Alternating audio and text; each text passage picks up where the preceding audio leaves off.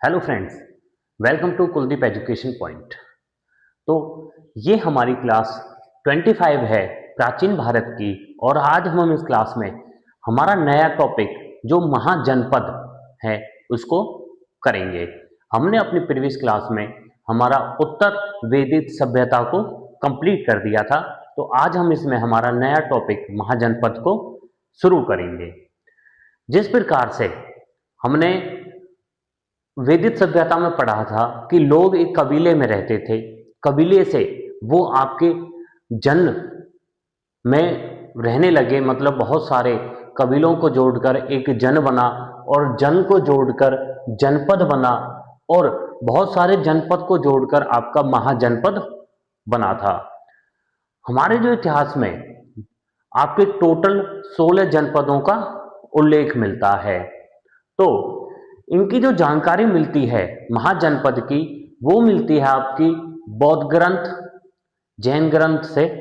तो बौद्ध ग्रंथ का आपका अंगुत्तर निकाय ग्रंथ से, जो बौद्ध धर्म से संबंधित है जो ग्रंथ, उससे आपकी 16 महाजनपदों की जानकारी मिलती है। फिर आता है आपका जैन ग्रंथ, और जैन ग्रंथ जो है आपका भगवती सूत्र ग्रंथ, इससे आपकी 16 जनपदों की जानकारी मिलती है। और पाणिनि, जो पाणिनि ऋषि थे, उनके द्वारा जो अष्टाध्यायी बुक लिखी गई है, जिसे व्याकरण की प्रथम बुक भी कहा जाता है व्याकरण पर, और अष्टाध्यायी में 22 महाजनपदों का उल्लेख मिला है। दोबारा से देखिए, 16 महाजनपदों का उल्लेख बौद्ध ग्रंथ अंगुत्तर नाई से मिला है और जैन ग्रंथ भगवती सूत्र से मिला है। परंतु पाणिनि के द्वारा अष्टाध्यायी बुक लिखी गई थी, जिसमें 22 महाजनपदों का उल्लेख मिला है। उसके बाद आता है कि जब आपके जन से जनपद और महाजनपद, ये महाजनपद आपके कैसे विकसित हुए, तो इनका जो मेन कारण था उदय होने का, वो था आपका कृषि प्रसार व्यापार। मतलब ये आपके कृषि से इन्होंने स्थायी जीवन अपना शुरू कर दिया था उत्तर वैदिक सभ्यता में ही, और वो एक स्थान पर रुक के आपका कृषि किया करते थे।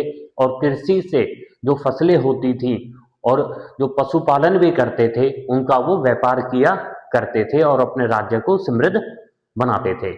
उसके बाद आपकी नगरीय सभ्यता का विकास होने लगा था। मतलब जो लोग थे वो आपकी ग्रामीण सभ्यता को छोड़कर, मतलब ग्रामीण से वो धीरे धीरे नगरीय सभ्यता में रहने लगे थे। उसके बाद आता है कि लोहे का प्रयोग। जैसा हमने पढ़ा था कि सबसे पहले जो लोहे के उल्लेख मिले थे, लोहे धातु का प्रयोग होने का जो उल्लेख मिला था, वो आपका अथर्ववेद में मिला था। मतलब लोहे का प्रयोग आपका उत्तर वैदिक सभ्यता में शुरू हो गया था, जो आपकी 1000 ईसा पूर्व से 600 ईसा पूर्व में है। तो धीरे धीरे लोहे का प्रयोग और ज्यादा होने लगा था, लोहे के ही औजार आपके बनाए जाते थे। उसके बाद आता है कि बौद्ध ग्रंथ, जो हमारा बौद्ध ग्रंथ है महापरिनिर्वाण, और महापरिनिर्वाण में जो महापरिनिर्वाण ग्रंथ है आपका, इसमें महात्मा बुद्ध की मृत्यु का उल्लेख मिलता है। या महात्मा बुद्ध की मृत्यु के ऊपर आपका कौन सा ग्रंथ है? महापरिनिर्वाण। महापरिनिर्वाण में 6 महाजनपदों का उल्लेख मिलता है, और वो 6 महाजनपद हैं आपके चंपा, राजगृह, बनारस, साकेत, कौसंबी और श्रावस्ती।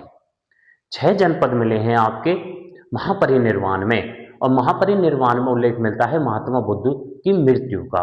और ये 6 जनपद हैं आपके चंपा, राजगृह, बनारस, साकेत, कौसंबी और श्रावस्ती। उसके बाद आता है कि जो हमारे 16 टोटल महाजनपद हैं, 16 जो हमारे महाजनपद हैं जिनका उल्लेख आपका बौद्ध ग्रंथ और जैन ग्रंथ से मिला है, वो 16 महाजनपद हैं आपके कुरु, पांचाल, काशी, कौशल, वत्स, मल्ल, सूरसेन, चेदी। ये जो हमारे 8 हैं, ये जो हमारे 8 महाजनपद हैं, कुरु, पांचाल, काशी, कौशल, वत्स, मल्ल, सूरसेन, चेंदी, ये 8 आपके जो महाजनपद हैं ये हैं आपके उत्तर प्रदेश में, ये हैं आपके उत्तर प्रदेश में।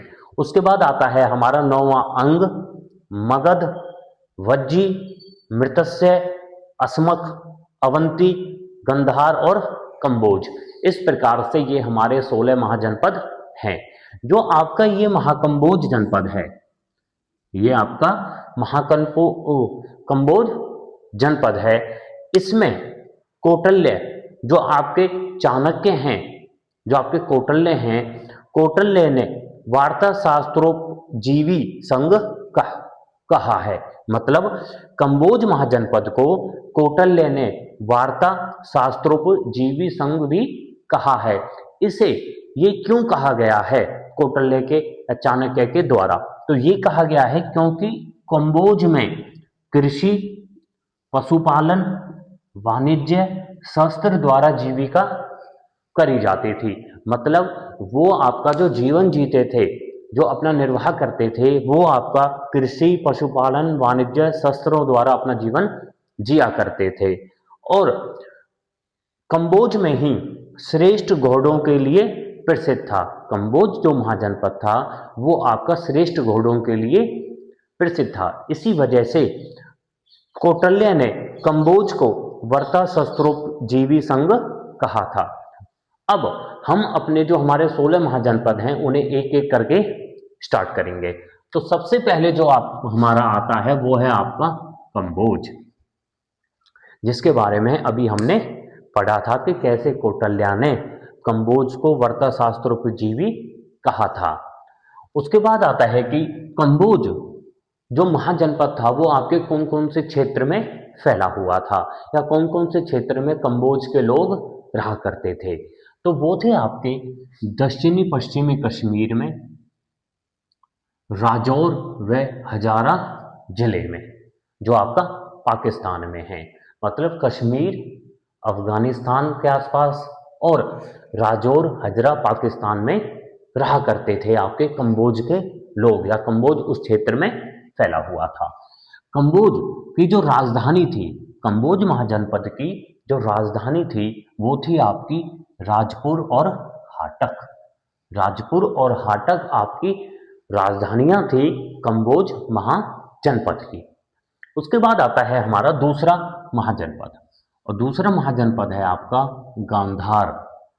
दूसरा है हमारा गांधार महाजनपद। और गांधार महाजनपद का जो क्षेत्र था, ये मतलब आपके कितने क्षेत्र में ये गांधार महाजनपद फैला हुआ था? तो ये फैला हुआ था आपका पेशावर, रावलपिंडी, आपके पाकिस्तान, जो वर्तमान में पाकिस्तान में है, उस क्षेत्र में आपका ये फैला हुआ था।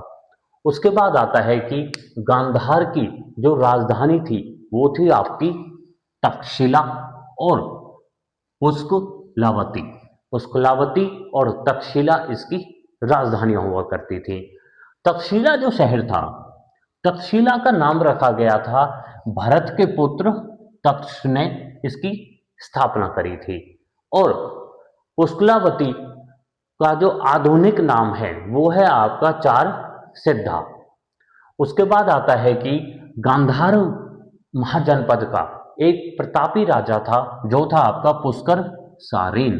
पुष्कर सारीन जो शासक था वो आपका गांधार महाजनपद से संबंधित था, और गांधार महाजनपद का वो एक प्रतापी राजा था। पुष्कर सारीन ने ही अवंती शासक चंड प्रद्योत को हराया था। अवंती का जो शासक था चंद प्रद्योत, उसको हराया था आपका पुष्कर सारीन ने। और पुष्कर सारीन ने ही मित्रता के लिए, पुष्कर सारीन ने ही मित्रता के लिए बिंबिसार के दरबार में एक दूत भेजा था। उसके बाद आता है हमारा तीसरा महाजनपद, जो है आपका कुरु। जब हमने अपने उत्तर वैदिक काल या वैदिक सभ्यता जब हम पढ़ रहे थे तो उसमें आपके कबीले थे, आपका भरत कबीला और पुरु कबीला। भरत कबीला और पुरु कबीले को आपस में मिलाकर एक महाजनपद बनाया गया था जो था आपका कुरु। और कुरु महाजनपद जो आपका क्षेत्र में फैला हुआ था वो था आपका मेरठ, दिल्ली और थानेसर। मतलब यूपी का एरिया, दिल्ली और हरियाणा का थानेसर, इन क्षेत्रों में आपका कुरु महाजनपद फैला हुआ था, जो आगे चलकर आपका महाभारत में जो पांडव और कौरव थे वो आपके इसी से ही संबंधित है। उसके बाद कुरु की जो राजधानी थी वो थी आपकी इंद्रप्रस्थ। कुरु की राजधानी थी आपकी इंद्रप्रस्थ, परंतु महाभारत काल में जो राजधानी बन जाती है वो होती है आपकी हस्तिनापुर। महाभारत काल में राजधानी होती है आपकी हस्तिनापुर, और ये कहा जाता है कि हस्तिनापुर को जो बनाया था वो था आपका हेस्टिन शासक व जनमेजय शासक ने। उसके बाद आता है कि कुरु महाजनपद में ही जो महात्मा बुद्ध के समकालीन शासक रहे थे कुरु महाजनपद के, वो थे आपके कौरण्य। कुरु पहले राजतंत्र हुआ करता था, मतलब इधर राजा का शासन हुआ करता था, परंतु बाद में धीरे धीरे ये एक गणतंत्र बन गया था, मतलब जनता के द्वारा राजा को फिर चुना जाता था। उसके बाद आता है कि उत्तराध्ययन सूत्र में आपके जिस राजा का उल्लेख मिला है वो है आपका इशूकर। उसके बाद आता है हमारा चौथा महाजनपद जो है आपका सूरसेन। और सूरसेन आपका जो महाजनपद है ये फैला हुआ था, या इसका क्षेत्र फैला हुआ था आपका मथुरा में जो आधुनिक जो बोला जाता है वो बोला जाता है आपका ब्रिजमंडल क्षेत्र। आधुनिक समय में ब्रिजमंडल क्षेत्र में आपका सूरसेन फैला हुआ था पहले, और इसकी ही राजधानी सूरसेन की राजधानी है आपकी मथुरा। इसका जो प्रमुख राजा था सूरसेन का वो था आपका अवंतीपुत्र। और अवंतीपुत्र ही महात्मा बुद्ध के समय में महात्मा बुद्ध के समकालीन भी थे, मतलब महात्मा बुद्ध के समय में सूरसेन का जो शासक था वो था आपका अवंतीपुत्र। और अवंतीपुत्र ने अवंती व कुरु इसके अधीन थे, मतलब अवंती महाजनपद और कुरु महाजनपद आपके अवंतीपुत्र या सूरसेन के अधीन थे। उसके बाद आता है हमारा पांचवा महाजनपद जो है आपका वत्स। और इसका जो क्षेत्र फैला हुआ था, वत्स महाजनपद का जो क्षेत्र फैला हुआ था वो फैला हुआ था आपका प्रयागराज, जिसका आपका प्राचीन नाम है इलाहाबाद। और ये आपके बांदा जिले और फतेहपुर जिले में भी फैला हुआ था, जिसका आधुनिक नाम है मिर्जापुर। मतलब वर्ष जो महाजनपद था वो फैला हुआ था आपका इलाहाबाद, प्रयागराज और आपका बांदा, फतेहपुर, जिसका आधुनिक नाम है मिर्जापुर। वत्स जो राजधानी थी, इस महाजनपद की जो राजधानी थी वो थी आपकी कौशाम्बी। हमारे विष्णु पुराण में ये उल्लेख मिलता है कि हस्तिनापुर के बह जाने पर निछु ने कौशाम्बी राजधानी बनाई थी। ये आपका प्रमाण मिलता है विष्णु पुराण में। उसके बाद आते हैं कि वत्स महाजनपद का जो प्रतापी राजा था, जो प्रमुख राजा था, वो था आपका उद्यन। और उद्यन को दीक्षिता या शिक्षा दी थी आपकी पिंडोला ने। उसके बाद आता है हमारा सिद्ध महाजनपद, छठा महाजनपद जो है आपका काशी। और काशी आपका फैला हुआ था आपका वाराणसी क्षेत्र में आपका काशी महाजनपद फैला हुआ था। और काशी महाजनपद की जो राजधानी थी, मतलब वो थी आपकी वाराणसी। मतलब ये आपका काशी क्षेत्र में ही फैला हुआ था। और वो वाराणसी क्षेत्र में ही फैला हुआ था और इसकी राजधानी थी आपकी वाराणसी ही। मगध से पहले मतलब धीरे धीरे जब हम अपने 16 जनपद करेंगे तो 16 जनपदों में जो सबसे शक्तिशाली जनपद उठा था, सबसे शक्तिशाली जो जनपद बना था वो बना था आपका मगध। परंतु मगध से पहले जो शक्तिशाली महाजनपद था वो था आपका काशी। मगध से पहले काशी ही शक्तिशाली महाजनपद होता था। उसके बाद महान समृद्धशाली संपन्न राज्य था काशी। आपका एक महान समृद्ध शक्तिशाली राज्य था, क्योंकि इसमें आपके व्यापार हुआ करता था सूती वस्त्रों का, रेशम वस्त्रों का और आपके घोड़ों का व्यापार इसमें हुआ करता था। उसके बाद जब आपका अज्ञातशत्रु शासक था, अज्ञातशत्रु शासक ने काशी को मगध में मिला लिया था। अज्ञातशत्रु शासक ने काशी को मगध में मिला लिया था। उसके बाद आता है हमारा सैवंत महाजनपद जो है आपका मृतस्य। मृतस्य आपका 7वां महाजनपद है और मृतस्य जो आपका क्षेत्र में था वो था आपका राजस्थान के जयपुर क्षेत्र में था, जो हमारा वर्तमान में आपका अलवर व भरतपुर क्षेत्र में माना जाता है। तो आपका जो मृतस्य था, मृतस्य आपका राजस्थान के क्षेत्रों में फैला हुआ था और मृतस्य की जो राजधानी थी वो थी आपकी विराटनगर। मृतस्य की राजधानी थी विराटनगर और मृतस्य का उल्लेख मिलता है सबसे पहले आपका ऋग्वेद में, जो हमारा सबसे प्राचीन वेद है। सबसे प्राचीन वेद ऋग्वेद में आपका मृतस्य महाजनपद का उल्लेख मिलता है। ये धीरे धीरे जैसे जैसे मृतस्य कमजोर होता गया मृतस्य महाजनपद, और मगध जनपद आपका एक शक्तिशाली जनपद के रूप में बनता गया। तो धीरे धीरे जिस प्रकार से काशी को आपका अज्ञातशत्रु ने मगध में मिला लिया था, उसी प्रकार से जो आपका मृतस्य महाजनपद है, मृतस्य महाजनपद को भी मगध में मिला लिया गया था। और धीरे धीरे जब आपके अन्य महाजनपद मगध में मिलते गए थे तो मगध एक बहुत ही शक्तिशाली महाजनपद बन गया था और अपना इन्होंने वंश शुरू कर दिया था। तो फ्रेंड्स, ये थे हमारे 16 महाजनपदों में से हमारे 7 महाजनपद। हमारा जो 8वां महाजनपद है वो है आपका अस्मक महाजनपद, जिसे हम असक महाजनपद भी कहते हैं और अस्वक महाजनपद भी कहा जाता है। ये अस्मक आपका जो जनपद है, इसका क्षेत्र जो था, जिस क्षेत्र में ये फैला हुआ था वो था आपका गोदावरी घाटी के पास आंध्र प्रदेश राज्य में।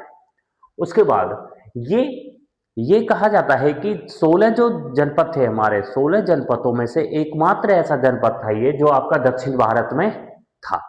तो अगर ये पूछ लिया जाता है कि दक्षिण भारत में कौन सा महाजनपद था, तो वो था आपका अस्मक। उसके बाद आता है कि अस्मक की राजधानियां कौन कौन सी थी। अस्मक की राजधानी थी आपकी पोटिल, और पोटन को ही प्रतिष्ठान भी कहा जाता था। तो इसकी राजधानी थी आपकी पोटन।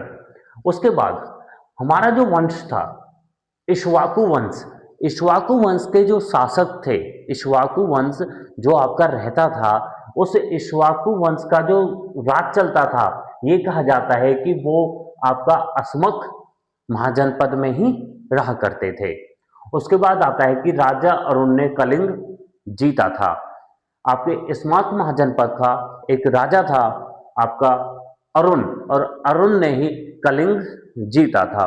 उसके बाद आता है हमारा 9वां महाजनपद, 9वां महाजनपद जो है आपका अवंती, और अवंती का जो क्षेत्र था वो आपका पश्चिमी तथा मध्य मालवा क्षेत्र में था। उसके बाद आता है कि अवंती की जो राजधानी थी, अवंती की 2 राजधानी थी। पहली थी आपकी उत्तरी अवंती, मतलब उत्तर जो अवंती क्षेत्र था, अवंती क्षेत्र का जो उत्तरी हिस्सा था, उस उत्तरी हिस्से की जो राजधानी थी वो थी आपकी उज्जयिनी। उत्तरी अवंती की थी उज्जयिनी और दक्षिणी अवंती की थी महिषमती राजधानी। उसके बाद आता है कि अवंतिका एक शासक था जो महात्मा बुद्ध के समकालीन था। तो वो शासक था आपका चंद्र प्रगोत। और चंद्र प्रगोत को पांडु रोग हो जाता है, पांडु रोग हो जाता है, और चंद्र प्रगोत के इलाज के लिए ही बिंबिसार बिंबिसार जीवक वैद्य भेजता है। जीवक वैद्य भेजा जाता है आपका बिंबिसार के द्वारा चंद्र प्रगोत के इलाज के लिए। और चंद्र प्रगोत आपका शासक था अवंती महाजनपद का। उसके बाद आता है आपका पांचाल, 10वां जो महाजनपद है हमारा पांचाल। आपका जो पांचाल महाजनपद का जो क्षेत्र था वो था आपका बदायूं, बरेली, फर्रुखाबाद। बदायूं, बरेली और फर्रुखाबाद, इन क्षेत्रों में आपका पांचाल महाजनपद विस्तृत था। उसके बाद आता है कि इसकी राजधानी, आपकी पांचाल की जो राजधानी थी वो उत्तरी पांचाल जो क्षेत्र था उसकी राजधानी थी आपकी अहिक्षेत्र, और जो दक्षिणी पांचाल था उसकी जो राजधानी थी वो थी आपकी कामीप्ले। उसके बाद ये कहा जाता है कि 6ठी शताब्दी में कुरु और पांचाल एक संघ बन गए थे। मतलब आगे जब टाइम चला था तो समय के साथ साथ जो कुरु और पांचाल दोनों महाजनपद आपके एक संघ बन गए थे। उसके बाद आता है कौशल, और कौशल महाजनपद आपका अवध क्षेत्र में विस्तृत था। इसकी जो राजधानियां थी कौशल की वो आपकी दो राजधानियां थी, एक आपकी उत्तरी कौशल के लिए और एक आपके दक्षिणी कौशल क्षेत्र के लिए थी। तो जो उत्तरी कौशल क्षेत्र की राजधानी थी वो थी आपकी साकेत, और जो दक्षिणी भाग मतलब दक्षिणी कौशल की जो राजधानी थी वो थी आपकी श्रावस्ती, वो थी आपकी श्रावस्ती। उसके बाद कौशल राज्य का चरमोत्कर्ष प्रसेनजीत राजा के समय हुआ था। उसके बाद आता है हमारा 12वां महाजनपद जो है आपका मल। 12वां जनपद है हमारा मल, जो आपका क्षेत्र जनपद देवरिया गोरखपुर, मतलब आपका जनपद देवरिया और वर्तमान में गोरखपुर आपके क्षेत्र में ये जनपद विस्तृत था मल। इसकी जो राजधानी थी वो थी आपकी पावा और कुशीनगर, पावा और कुशीनगर। उसके बाद आता है आपका 13वां महाजनपद जो है आपका अंग, और आपका अंग महाजनपद आपका क्षेत्र में विस्तृत था भागलपुर और मुंगेर, भागलपुर और मुंगेर क्षेत्र में विस्तृत था ये। उसके बाद आता है कि अंग की जो राजधानी थी वो थी आपकी चंपा, अंग की राजधानी थी चंपा, और चंपा को ही मालिनी भी कहा जाता था। तो इसकी राजधानी आपकी चंपा और मालिनी भी बताई जाती है। उसके बाद आता है प्रतापी शासक, अंग प्रदेश का प्रतापी शासक था आपका ब्रह्मदत्त, ब्रह्मदत्त। उसके बाद आता है हमारा 14वां महाजनपद जो है आपका वज्जी। हमारा जो वज्जी महाजनपद था, वज्जी महाजनपद फैला हुआ था आपका मुजफ्फरपुर व दरभंगा क्षेत्र में, मुजफ्फरपुर व दरभंगा क्षेत्र में आपका वज्जी क्षेत्र, वज्जी महाजनपद फैला हुआ था। इसकी जो राजधानी थी वो थी आपकी मिथिला, जनकपुरी और वैशाली। इसकी राजधानी थी आपकी मिथिला, जनकपुर और वैशाली। वज्जी का जो क्षेत्र था भाई, वज्जी का जो क्षेत्र था वो निर्धारित, वज्जी और मगध ये दो ऐसे महाजनपद थे जो आपके गंगा नदी के तट पर थे, और इन दोनों का ही जो क्षेत्र था, मतलब इन दोनों की जो सीमा थी, सीमा क्षेत्र वो निर्धारित की जाती थी आपकी गंगा नदी के द्वारा।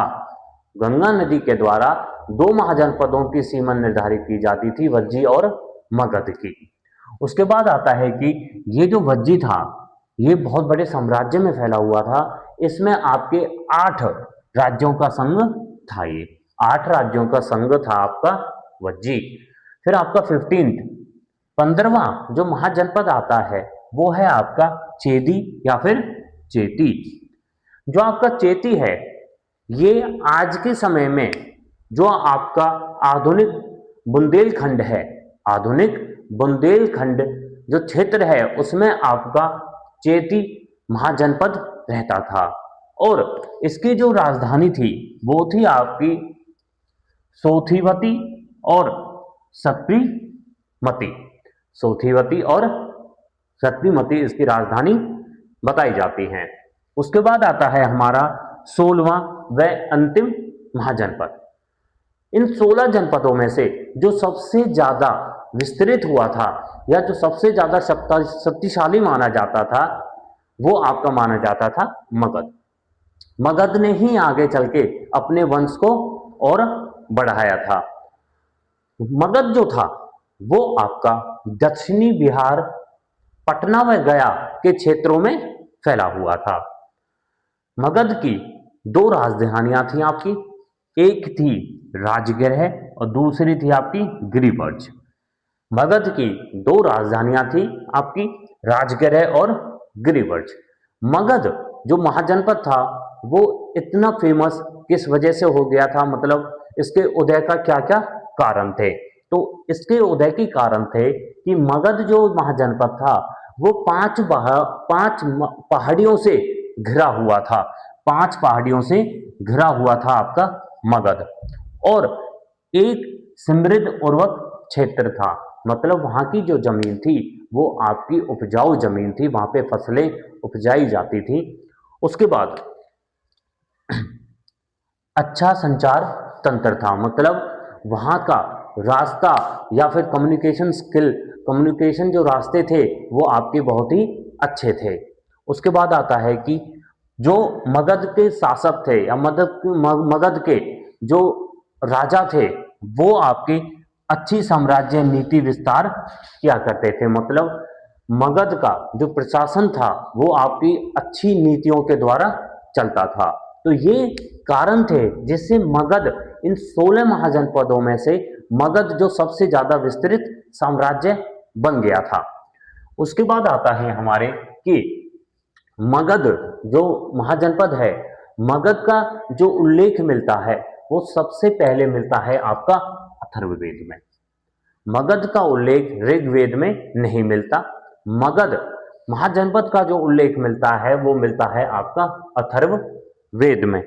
उसके बाद कीकट, ये कहा जाता है कि कीकट जाति व शासक, एक कीकट जाति थी और उसका एक शासक था जो का आपका प्रेमगंध।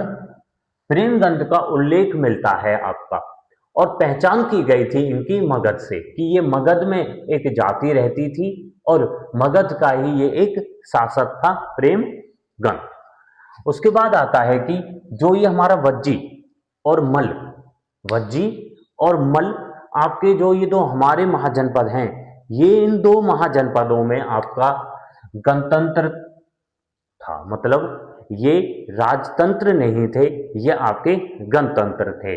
और गणतंत्रों में शासक होता है आपका गण व संघ के द्वारा। दोनों शासन थे, राजतंत्र भी था और गणतंत्र भी था, परंतु वज्जी और मल महाजनपद में आपका गणतंत्र शासन हुआ करता था। उसके बाद आते हैं कि लिच्छवियों ने, जो लिच्छवी थे, लिच्छवियों ने विश्व का पहला गणतंत्र बनाया था आपका वैशाली को। उसके बाद सूत्र निपाट में वैशाली को मगधमपुरम कहा गया है। सूत्र निपाट में वैशाली को मगधमपुरम कहा गया है। उसके बाद आता है कि जो ये हमारे 16 महाजनपद थे, इन 16 महाजनपदों में जो सबसे शक्तिशाली महाजनपद था वो आपके कौन कौन से थे? तो वो थे आपके मगध, वर्ष, कौशल और अवंती। ये 4 आपके सबसे शक्तिशाली माने जाते हैं। उसके बाद आता है कि इस काल में महाजनपद में महाजनपद में जो श्रेणियों के संचालन को, मतलब महाजनपद काल में श्रेणियों के संचालक को श्रेष्ठित श्रेष्ठिन कहा जाता था। उसके बाद आता है भूमि की माप करने वाले। वह अधिकारी या वह व्यक्ति जो भूमि की माप किया करता था महाजनपद काल में, उस भूमि की माप करने वाले अधिकारी को आपका रज्जू ग्राहक भी कहा जाता है। रज्जू ग्राहक उस अधिकारी को कहा जाता था जो आपका भूमि की जांच किया करता था। फिर आता है आपका मतों की गणना, कि जब राजा का चुनाव होता था तो उस समय जो मतों की गणना करता था उसको आपका सलाक ग्राहक भी कहा जाता था। सलाक ग्राहक उस अधिकारी को कहा जाता था जो आपका मतों की गणना किया करता था। उसके बाद आता है कि वह शासक, उन शासकों को क्या कहा जाता था जो आपको पहाड़ी क्षेत्रों में रहते थे। तो हिमालयी क्षेत्रों के जो शासक थे उनको कहा जाता था आपका विराट। विराट उन शासकों को कहा जाता था जो आपका हिमालयी क्षेत्रों में रहा करते थे। अनाज की तौल का निरीक्षण द्रोण मापक के द्वारा किया जाता था। जो अनाज था उसको तोला जाता था आपका द्रोण मापक के द्वारा। कर एकत्रित करने वाले को, वह अधिकारी जो कर या टैक्स को एकत्रित करता था, मतलब इकट्ठा करता था, उसको कहा जाता था आपका बलि साधक। उसको कहा जाता था आपका बलि साधक। कर इकट्ठा हो जाता था और उस कर को, जो इकट्ठा कर हुआ है, वो किया जाता था अपना बलि साधक के द्वारा, और इकट्ठे कर को ले जाके खजाने में जो मिलाया जाता था, इकट्ठे कर को खजाने में जमा करने का काम था आपका भागदुप के द्वारा। तांबे के सिक्के को ये आपका महाजनपद के समय जो तांबे के सिक्के चलाए जाते थे, उन तांबे के सिक्कों को कहा जाता था आपका शाम। तांबे के सिक्कों को कहा जाता था शाम। उसके बाद आता है राजा के पुत्र के समय। जब राजा का पुत्र होता था तो उस समय एक कर लिया जाता था, और वो कर था आपका दुग्ध कर। तो फ्रेंड्स, ये थी हमारी महाजनपद की वीडियो, जिसमें आज हमने हमारे जो 16 महाजनपद हैं उनके बारे में कंप्लीट पढ़ा है। हम अपनी नेक्स्ट वीडियो में जो हमारा मगध के इन 16 में से जो सबसे ज्यादा विस्तृत या आगे जो वंश बढ़ा, आगे जो साम्राज्य बना था जिस महाजनपद का, वो था आपका मगध। तो जनपद हैं 16 महाजनपदों के, ये हमारे एमसीक्यू आज हम इस क्लास में करेंगे। तो हमारा जो पहला क्वेश्चन है वो है हमारा कि 16 महाजनपदों का उल्लेख किस ग्रंथ में मिलता है। तो जो हमारे 16 महाजनपद हैं इनका उल्लेख हमें अंगुत्तर निकाय ग्रंथ में मिलता है, और अंगुत्तर निकाय ग्रंथ जो था यह संबंधित था बौद्ध धर्म से। और महाजनपदों का उल्लेख हमें जैन धर्म के भगवती सूत्र से मिलता है। जैन धर्म के भगवती सूत्र से मिलता है, और पाणिनि के द्वारा अष्टाध्यायी ग्रंथ की रचना की गई थी, और अष्टाध्यायी ग्रंथ में 22 महाजनपदों का उल्लेख मिलता है।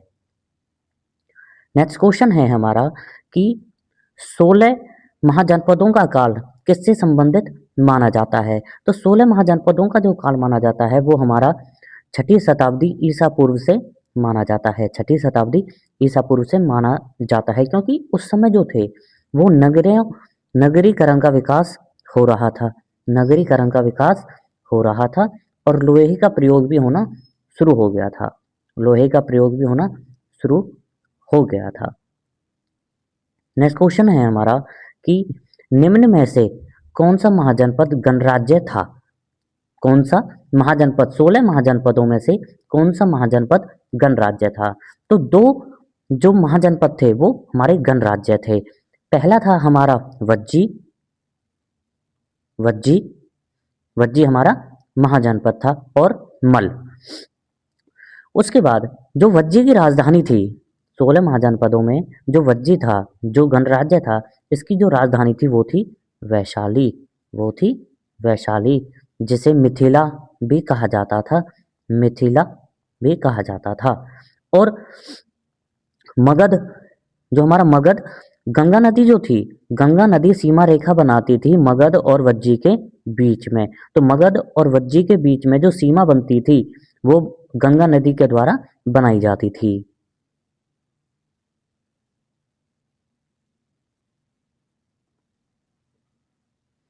नेक्स्ट क्वेश्चन है हमारा कि मगध महाजनपद की प्रारंभिक राजधानी क्या थी। तो महाजनपद, जो मगध महाजनपद है, जो सबसे शक्तिशाली महाजनपद बना था, उसकी जो राजधानी थी वो थी हमारी राजगृह, वो थी हमारी राजगृह, जिसे हम गिरि ब्रिज भी कहते हैं, गिरि ब्रिज भी कहा जाता है। बाद में मगध की राजधानी पाटलिपुत्र बन गई थी। नेक्स्ट क्वेश्चन है हमारा कि बाद में मगध की राजधानी पाटलिपुत्र किसने बनाई थी। तो मगध की राजधानी जो पाटलिपुत्र थी वो बनाई थी हमारी उदयन ने। इनमें से कोई भी क्वेश्चन आंसर नहीं है, वो बनाई थी हमारी उदयन ने, वो बनाई थी उदयन ने। और उदयन जो थे वो पटना के राजा थे, पटना के शासक थे।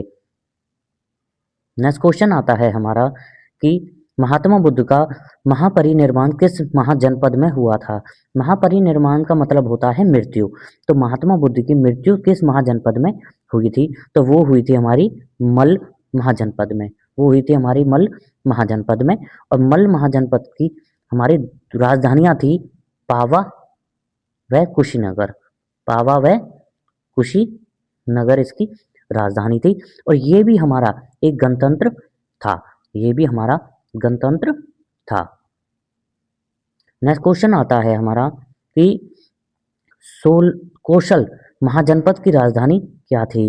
कौशल महाजनपद की राजधानी थी हमारी श्रावस्ती, कौशल महाजनपद की राजधानी थी हमारी श्रावस्ती। और श्रावस्ती के जो राजा थे वो थे हमारे प्रिसेनजित, वो थे हमारे प्रिसेनजित। कौशल के, श्रावस्ती के जो राजा थे वो थे हमारे प्रिसेनजित। नेक्स्ट क्वेश्चन आता है हमारा कि अंग महाजनपद की राजधानी क्या थी। तो अंग महाजनपद की राजधानी थी चंपा, अंग महाजनपद की राजधानी थी हमारी चंपा।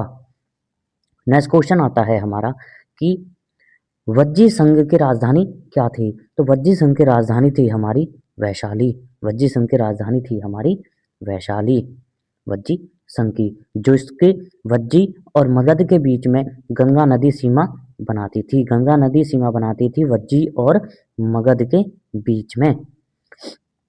नेक्स्ट क्वेश्चन आता है हमारा कि अवंती, अवंती महाजनपद की राजधानी क्या थी। तो अवंती महाजनपद की दो राजधानियां थी, एक हमारे उत्तर उत्तर क्षेत्र की और दूसरी थी दक्षिण क्षेत्र की। तो जो हमारे उत्तर क्षेत्र की राजधानी थी वो थी हमारी उज्जैनी, वो थी हमारी उज्जैनी उत्तर क्षेत्र की। और जो दक्षिण क्षेत्र की थी वो थी हमारी महेशमती, वो थी हमारी महेशमती। उत्तर क्षेत्र की थी उज्जैनी और दक्षिण क्षेत्र की थी महेशमती। नेक्स्ट क्वेश्चन आता है हमारा कि अस्मक, अस्मक जो महाजनपद था, अस्मक किस नदी के किनारे स्थित था। तो अस्मक जो महाजनपद था वो हमारा गोदावरी नदी के किनारे स्थित था, गोदावरी नदी के किनारे स्थित था। और अस्मक महाजनपद की जो राजधानी थी वो थी हमारी पोटन, वो थी हमारी पोटन या फिर पोटिल, या फिर पोटिल। नेक्स्ट क्वेश्चन आता है हमारा कि वत्स, वत्स महाजनपद की राजधानी कौन सी थी। तो महाजनपद, वत्स महाजनपद की राजधानी थी कौशाम्बी, वत्स की राजधानी थी हमारी कौशाम्बी। और कौशाम्बी के जो राजा बताए जाते हैं वो हैं हमारे उद्यन, वो है हमारे उद्यन। नेक्स्ट क्वेश्चन है हमारा कि गांधार महाजनपद की राजधानी क्या थी। तो गांधार महाजनपद की राजधानी थी हमारी तक्षशिला, तक्षशिला। इसके जो शासक थे, इसके जो शासक बताए जाते हैं, जो राजा बताए जाते हैं, वो बताए जाते हैं हमारे पुष्कर सारिन, वो बताए जाते हैं हमारे पुष्कर सारिन। गांधार महाजनपद के राजा थे पुष्कर सारिन। नेक्स्ट क्वेश्चन आता है हमारा कि किस महाजनपद में पाणिनि का जन्म हुआ था? तो पाणिनि का जो जन्म हुआ था वो हमारा गांधार में हुआ था, वो हमारा गांधार में हुआ था। और पाणिनि जो थे, पाणिनि ने एक ग्रंथ लिखा था जो था हमारा अष्टाध्यायी, जो था हमारा अष्टाध्यायी। और अष्टाध्यायी में 22 महाजनपदों का उल्लेख किया गया है। नेक्स्ट क्वेश्चन आता है हमारा कि कि कुरु महाजनपद की राजधानी क्या थी? तो कुरु महाजनपद की 2 राजधानियां थी। पहली थी हमारी इंद्रप्रस्थ और दूसरी थी हमारी हस्तिनापुर। तो इस प्रकार से हमारे दोनों ए और बी हमारा आंसर होगा। वर्तमान में जो इंद्रप्रस्थ और हस्तिनापुर हैं, ये वर्तमान के जो क्षेत्र हैं वो हैं हमारे दिल्ली और मेरठ। इंद्रप्रस्थ है हमारा दिल्ली और हस्तिनापुर है हमारा मेरठ। नेक्स्ट क्वेश्चन आता है हमारा कि पांचाल महाजनपद की राजधानी क्या थी? तो पांचाल महाजनपद की हमारी 2 राजधानियां थी। उत्तर पांचाल की जो राजधानी थी वो थी अहिछत्र, वो थी हमारी अहिछत्र, ये थी हमारी उत्तर की। और कामिल्य थी हमारी दक्षिण की राजधानी। तो इस प्रकार से जो पांचाल महाजनपद की राजधानियां थी वो थी अहिछत्र और कामिल्य। आंसर है हमारा दोनों ए और बी। नेक्स्ट क्वेश्चन है हमारा कि मल महाजनपद की क्या राजधानी थी? तो मल महाजनपद की हमारी 2 राजधानियां थी। पहली पावा और कुशीनगर। पावा और कुशीनगर हमारी मल की राजधानियां थी। वर्तमान में जो क्षेत्र हैं ये वर्तमान में है कुशीनगर और है हमारे गोरखपुर। नेक्स्ट क्वेश्चन है हमारा कि चेदी महाजनपद की राजधानी क्या थी? तो चेदी महाजनपद की राजधानी हमारे सुकतीमती हमारी चेदी महाजनपद की राजधानी है। वर्तमान में जो ये क्षेत्र है वो है बुलंदशहर, बुंदेलखंड है हमारा बुंदेलखंड, जहाँ से संबंधित थी मस्तानी, जो मुस्लिम नर्तकिया थी मस्तानी, जिससे शादी करी थी बाजीराव ने। नेक्स्ट क्वेश्चन है हमारा कि मृत्स्य महाजनपद की राजधानी क्या थी? तो मृत्स्य महाजनपद की राजधानी थी विराटनगर। और विराटनगर का जो आधुनिक नाम है वो है हमारा अलवर और भरतपुर इसका आधुनिक नाम है विराटनगर। और विराटनगर राजधानी हमारी मृत्स्य महाजनपद की। हमारा जो नेक्स्ट क्वेश्चन है वो है हमारा सबसे शक्तिशाली महाजनपद कौन सा था? तो सबसे शक्तिशाली महाजनपद था हमारा मगध। सबसे शक्तिशाली था हमारा मगध, जिसकी राजधानी थी राजगीर है। सर्वप्रथम जो उल्लेख मिला था मगध का वो मिला था हमें अथर्ववेद में, जो हमारे 4 वेद हैं। अथर्ववेद में हमें सबसे पहले मगध का उल्लेख मिला था। नेक्स्ट क्वेश्चन आता है हमारा कि दक्षिण भारत में स्थित एकमात्र महाजनपद कौन सा है जो दक्षिण भारत में है और सब ये उत्तर में है, उत्तर भारत में है, परंतु दक्षिण भारत में एकमात्र महाजनपद है वो है हमारा अस्मक, जिसे हम मतलब अस्मक दक्षिण भारत का एकमात्र महाजनपद कहा जाता है। नेक्स्ट क्वेश्चन है हमारा कि बुद्ध काल में सबसे शक्तिशाली महाजनपद कौन सा था? तो बुद्ध काल में सबसे ज़्यादा महाशक्तिशाली था हमारा मगध हमारा इसलिए ज़्यादा समृद्ध हुआ था और शक्तिशाली बना था क्योंकि ये 5 पहाड़ियों से घिरा हुआ था मगध। और इसके जो शासनकाल था वो एक अच्छी नीति पर चलता था, मतलब इनकी ये सूझबूझ वाली नीति होती थी और ये जंगल में और ये हाथियों का प्रयोग भी किया करते थे। तो यही कारण था जिससे महाजनपद ये मगध इतना बड़ा शक्तिशाली साम्राज्य बन गया था बाद में। नेक्स्ट क्वेश्चन है हमारा कि निम्न में से कौन सा महाजनपद उत्तर पश्चिम भारत में स्थित है? उत्तर पश्चिम भारत में जो स्थित है वो है हमारा गांधार। और गांधार आज के समय में जो नाम है वो है हमारा पाकिस्तान, अफगानिस्तान, मतलब पूर्वी क्षेत्र ऑफ अफगानिस्तान हमारा आज के समय में जो नाम है वो है गांधार का। नेक्स्ट क्वेश्चन आता है हमारा कि लिच्छवी किस महाजनपद से संबंधित थे? तो लिच्छवी जो संबंधित थे वो थे हमारे विज्जी महाजनपद से संबंधित थे लिच्छवी। और लिच्छवी जो था वो 8 राज्यों का संघ था, 8 राज्यों का संघ, 8 राज्यों का संघ था लिच्छवी। और विज्जी की जो राजधानी थी वो थी हमारी वैशाली, वो थी हमारी वैशाली। नेक्स्ट पॉइंट आता है, अगला क्वेश्चन है हमारा, वह अंतिम क्वेश्चन है हमारा कि कौन सा महाजनपद राजतंत्र नहीं था। तो हमारा जो राजतंत्र नहीं था वो था हमारा विज्जी, वो था हमारा विज्जी। विज्जी हमारा राजतंत्र नहीं था, वो हमारा गणतंत्र था जिसकी राजधानी है हमारी वैशाली, जो 8 राज्यों का संघ है विज्जी। तो फ्रेंड्स ये थी हमारी महाजनपद, जो हमारे 16 महाजनपद थे उनकी MCQ क्लास। Thank you.